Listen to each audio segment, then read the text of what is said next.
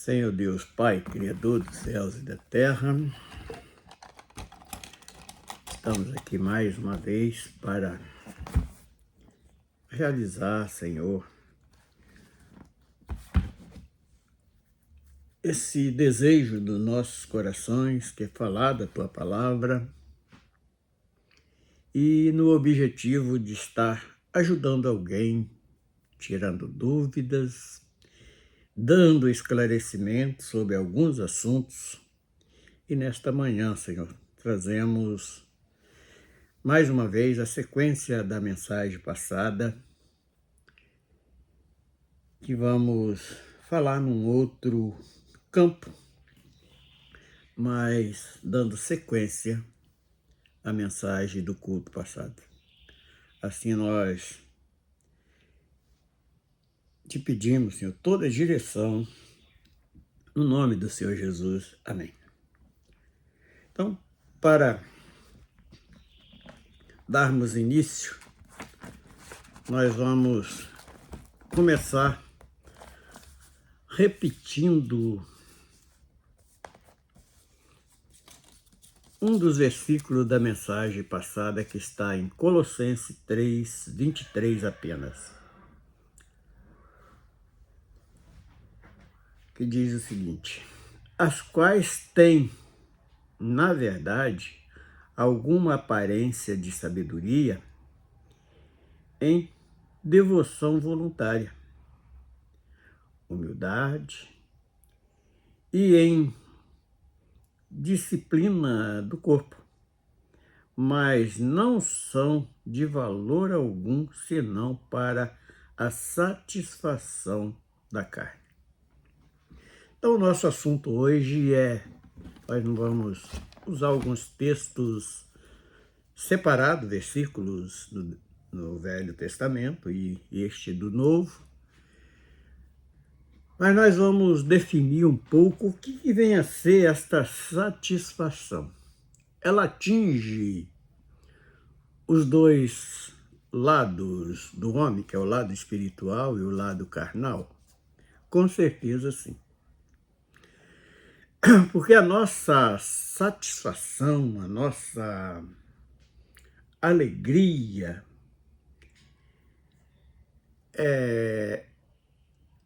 da carne, ela é algo momentâneo, porque nós estamos aqui sujeitos a tantas coisas que nos levam a ter decepções com o sistema, com o próprio homem. E da parte espiritual, a alegria, ela é intensa, ela é duradoura, vamos dizer assim, colocar em uma única palavra, ela é eterna. Portanto, quando nós falamos o que é esta salvação que o Filho de Deus veio trazer aqui, ela atinge alguns pontos, mas um dos principais é o gozo eterno. E para definirmos o que vem a ser uma resposta no nosso próprio dicionário da língua portuguesa brasileira, o que vem a ser esta satisfação? O que vem a ser esta felicidade que traz essa satisfação? Então, nós buscamos aqui, então, em primeira mão, ela é um estado duradouro. Então, aí já começa a passar do nível da alegria terrena. Ela é de um bem-estar satisfatório, aquilo que agrada, que nos dá prazer. E plenitude, é caracterizado em plenitude. Não pela ausência de problemas, mas é algo que muitas das vezes o homem não sabe explicar porque, por exemplo, quantas vezes nós fomos em hospitais e chega ali naqueles leitos para dar uma assistência em oração àqueles enfermos e vê pessoas que não estão nem tão mal assim, aquele desespero total, e o outro que professa a fé em Cristo Jesus para a salvação da sua alma, ele está ali no estado terminal, sabendo que está encerrando o seu tempo aqui, e o homem teme muito esta primeira morte, o que deveria mais temer, não digo que não tema a primeira morte, mas o que devia temer mesmo é a segunda, que é a destituição da graça. E aquele cidadão com aquele semblante de alegria, de gozo, ele não parece que não está nem sentindo dor, e muitas das vezes é cometido de doenças horríveis que trazem dores intensas no corpo todo, e aquele indivíduo está com um semblante alegre. É nisto que nós lembramos de uma experiência que nós já contamos aqui em mensagens, que evangelizamos um cidadão por nome Antônio, e ele estava cometido de uma leucemia e já desenganado pelo médico, que tinha dado para ele apenas, no máximo, 90 dias de vida, e evangelizamos aquele camarada, e ele sofreu por mais um ano ainda, depois que nós conhecemos ele. E no último dia da vida dele, quando o filho dele foi tomado pelo Espírito Santo, que falou que por que ele não se entregava totalmente a Cristo e parava com aquele sofrimento, parece que aquela palavra daquele filho dele conseguiu entrar no coração dele, e ele suspirou e morreu naquele momento, com uma experiência maravilhosa do próprio filho. E o seu semblante mudou, mesmo ali já sem fôlego de vida, aquela aparência daquele semblante, daquele cadáver, era de uma pessoa alegre. Então, na vida transitória, na vida cotidiana, dia a dia, nós, como homem, não saberíamos explicar isso, só mesmo com a virtude do Espírito Santo que nós conseguimos entender um pouquinho. E ainda tem mais, mas por uma sensação de equilíbrio. Então, a satisfação, a alegria, o prazer, o gozo, ele dá esse tipo de sentimento na pessoa. Então, vamos voltar lá no início, diz assim: é um estado duradouro de bem-estar, satisfação, e plenitude é caracterizado não pela ausência de problemas, mas por uma sensação de equilíbrio. Propósito de vida e cultivo de relação significativa. Agora, como nós vamos explicar isso no lado espiritual? Porque quando o homem se converte, nós aqui já vamos falar de um nível bem mais avançado daqueles que estão caminhando no Evangelho, que esse Evangelho, muitas das vezes, enganador, que estão oferecendo por aí. Ele acha que se converteu, mas não se converteu. Basta tomar um tropeção, machucar uma das unhas que ele acha que está morrendo. Enquanto aquele que está na consciência do estado terminal deste corpo, ele não sente tristeza, ele sente prazer. Então, é algo que o homem, no seu estado natural humano, ele não saberia explicar de maneira nenhuma. Agora vamos lá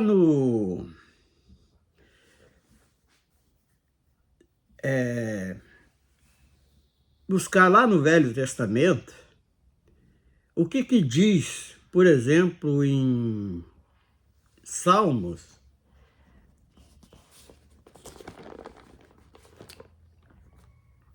Salmos 17, vamos ver aqui. Salmos 17, versículo 15.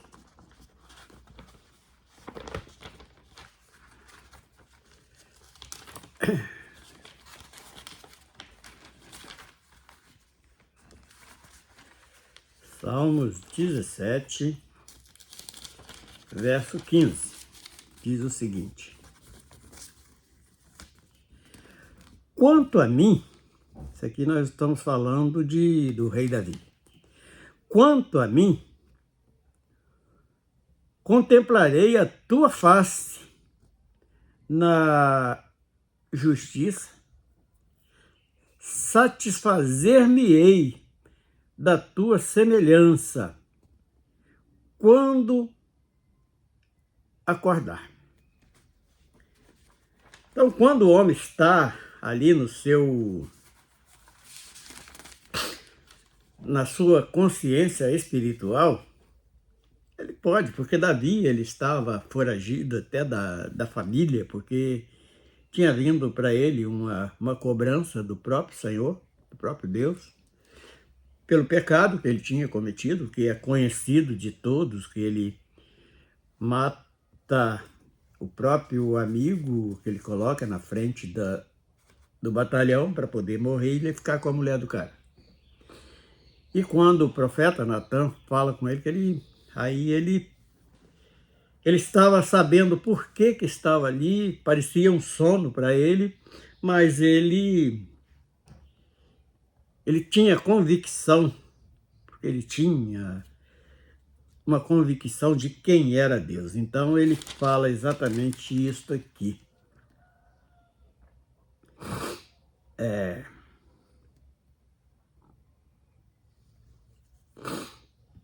17, versículo 15. Quanto a mim, está falando dele próprio, contemplarei a tua face na justiça, porque ele sabe, nós vamos até trazer um assunto falando dos atributos de Deus e essa justiça ela está imbuída nesses atributos de Deus. Satisfazer-me-ei da tua semelhança. Então ele lembra ali praticamente das palavras de quando o homem foi criado, que fazia o homem imagem e semelhança de Deus. E quando é que o homem tem a semelhança de Deus? Quando ele passa a conhecer a Cristo e procurar viver imitando a Cristo na sua obediência, na sua sinceridade, no seu homem convertido. Vamos colocar desta maneira. Então vamos ainda para Salmos 20. Salmo 20, verso 5, diz o seguinte. Também estamos falando do rei Davi, que deixou isso escrito. Nós nos alegremos pela tua salvação. Aí agora vamos parar aqui neste início de versículo para poder aprender um pouquinho mais o que é esta satisfação, esta alegria, felicidade que o homem tanto busca. Muitos buscam em passeio, festa, noitadas, mas quando volta dali está de alma vazia, está no mesmo desespero de sempre. Então vamos. Nós nos alegremos pela tua salvação. Eu não tinha saída para nós.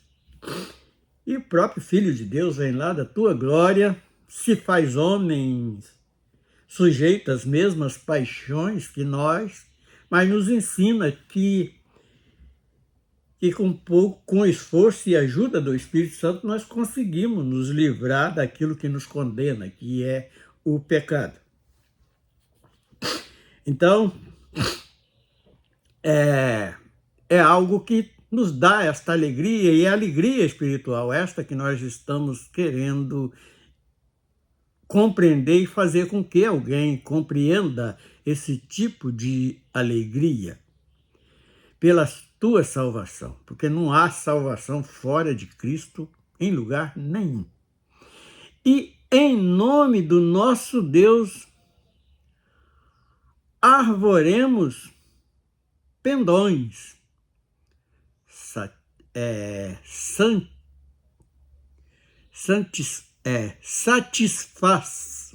satisfaça o Senhor toda a tua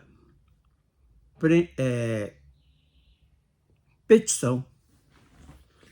Aqui nós lembramos, neste versículo, até da hora quando o próprio Jesus foi ensinar os seus discípulos, eles pediram para que ele ensinasse a orar, nós lembramos ali de umas palavras que eles até intitularam como a oração do Pai Nosso, e repete aquelas mesmas palavras que está escrito ali em 5 de Mateus.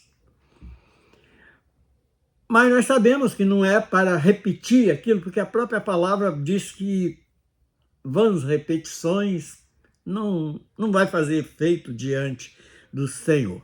Então, para que nós tenhamos uma resposta da nossa súplica, das nossas orações, nós temos que cumprir ali o que está escrito ali naquele modelo de oração que está ensinando ali em 5 de Mateus, que fala no Evangelho de Mateus, que fala exatamente da oração, como o próprio Jesus ensinou os seus discípulos a orar. Satisfaça o Senhor. Como nós vamos satisfazer o Senhor? Obedecendo Ele. Assim como nós, como pai, quando o filho nos obedece, nós nos sentimos alegres, satisfeitos por aquele filho ser obediente. E nós hoje, como filhos de Deus, também temos esse dever de estar obedecendo, de cumprindo a vontade de Deus. Então nós vamos estar satisfazendo o Senhor. Todas as tuas petições, quer dizer, nas nossas orações para sermos ouvidos, nós temos que retribuir esta alegria que sentimos ao próprio Criador. Aí ele ainda vai mais à frente um pouquinho, nós vamos voltar lá para o texto, Salmos 65, verso 4. Que fala exatamente da escolha. Bem-aventurado aquele a quem tu escolhes e faz chegar a ti, para que habite em teus átrios. Nós seremos satisfeitos da bondade da tua casa, do teu santo templo. Agora aqui se nós não examinarmos, meditar bem nos ensinamentos, nós vamos criar uma confusão dentro de nós, porque aqui fala dos átrios, que o homem conhece como os santuários edificados por mão de homem. Aí nós vamos ver que tem uma contradição, porque o próprio Deus diz que não habita em templo feito por mão de homens. O próprio Jesus, quando foram mostrar o templo lá em Jerusalém, ele disse que aquilo ali seria derrubado e em 3 dias edificaria algo maior do que aquele templo. Então, que templo é esse? Deus quer habitar no coração do homem, mas para habitar no coração do homem, ele tem que primeiro limpar esse coração. Então, ele se torna ali aonde Deus gostaria de estar fazendo companhia para o homem. Então, bem-aventurado aquele a quem tu escolhes. Então, vamos nessa primeira frase. Quem são os escolhidos do Senhor? Aqueles que faz a tua vontade. Porque quando Jesus vem salvar aqui, que a palavra diz que veio para todo mundo, mas é para todo mundo que cresce, não é para todo mundo aquele que tem prazer no pecado, que não se esforça nem um pouquinho para poder estar abandonando esse pecado. E você, para ter essa bem-aventurança e conservar essa alegria, você precisa ser um desses escolhidos, e para ser escolhido tem que ser obediente. E faz chegar a ti. E como nós chegamos a Deus hoje? Nas nossas orações, nos nossos momentos de consciente que estamos nos aproximando de Deus, procurando fazer a tua vontade. Então nós estamos chegando a Ele para que habite em teus átrios. Aqui nós vamos colocar esses átrios como o altar lá no céu, diante do trono de Deus. Então aí, que é o verdadeiro átrio espiritual que nós almejamos alcançar. Nós seremos satisfeitos. Aí a alegria começa a irradiar no coração do homem da bondade da tua casa e do teu santo templo. Então nós sabemos que, já descobrimos que Deus não habita em templo feito. Então por que você não se transforma nesse templo de habitação do próprio Espírito Santo? Porque quando tu não faz a vontade de Deus, é claro que ele não vai permanecer no seu coração, nem no meu, se eu não fizer a vontade do Senhor. E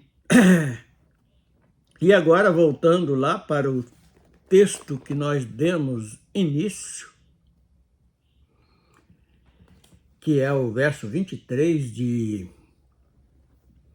que é completamente o contrário de tudo que nós encontramos lá nos Salmos, porque aqui, vamos voltar o versículo de novo para encerrarmos, que diz o seguinte: as quais têm a verdade, as quais têm, na verdade, alguma aparência de sabedoria. Poxa, fulano é muito sábio, mas ele não está fazendo a vontade de Deus. Enquanto lá em Provérbios diz que o início da sabedoria é o temor a Deus, e aquele indivíduo está ali, ele acha que Deus é empregado dele. Hoje nós vamos lá para o culto, vamos fazer uma campanha para isto, para aquilo, vamos colocar Deus na parede, que ele tem que nos dar isso, dar aquilo, dar outra coisa. Então, está completamente... Tem aparência, o cara tem ali uma entonação de voz que parece que é de santidade, mas não, é de enganação mesmo. Alguma aparência de sabedoria. Em devoção voluntária, que aquele ele parece que está ali num nível espiritual muito avançado, mas não, são aqueles cujo hipócritas. O que é o hipócrita? Hipócrita é aquele que finge uma coisa que não é. É o retrato do artista que faz ali os seus personagens. Então, devoção voluntária, de humildade. Muitas das vezes eles fazem humilde, mas não. Quando sai ali, poxa, o cara pisa em todo mundo, pisa na esposa, pisa no filho, pisa no vizinho, maltrata. Quando é um cara que tem um nível dentro de uma empresa, de qualquer organização, ele pisa em todo mundo. E muitos desses já fazem isso, inclusive, no lugar que é onde ele diz que é a igreja. Não, mas não é. Então, e em disciplina do corpo. Aí o camarada cria aqueles dogmas para te colocar um cabresto. Então, por que tem muita gente triste hoje, aonde está congregando que acha que é a igreja? Porque está ali na direção do indivíduo desse, que é um hipócrita, aquele que finge. Mas não são de valor algum, senão para a satisfação da carne. Então ele acha que está ali num nível espiritual muito avançado, mas não, está falta ele viver aquilo que é a verdadeira doutrina bíblica para nós santificar nossas vidas, para no dia do juízo final nós estarmos à direita do trono e tantas outras coisas. Então este é o cumprimento deste assunto de felicidade. Então, o camarada tem aquele que se sente alegre, aquelas alegrias momentâneas, mas não é uma felicidade duradoura que dá aquele prazer, aquela satisfação. Então, este é o nosso conteúdo de hoje e vamos estar aqui até hoje, domingo, segunda, louvor, terça, louvor, e quarta-feira, o nosso culto racional que nós exibimos aqui mesmo nesse estúdio. Como está muito difícil de ter um lugar saudável para congregar, nós decidimos cultuar o nosso Deus aqui, só com a igreja que está em minha casa. Eu, minha esposa, um casal de amigos que de vez em quando vem, porque o próprio Senhor Jesus, ele ensinou que não é em número, é em espírito e em verdade que nós servimos ao nosso Deus. Seu Deus, nós adoramos a Ti, nós te bendizemos pela a grandeza da sua santidade, pelos teus ensinos, pela sua doutrina que penetra cada vez mais nos nossos corações. No nome do Senhor Jesus. Amém.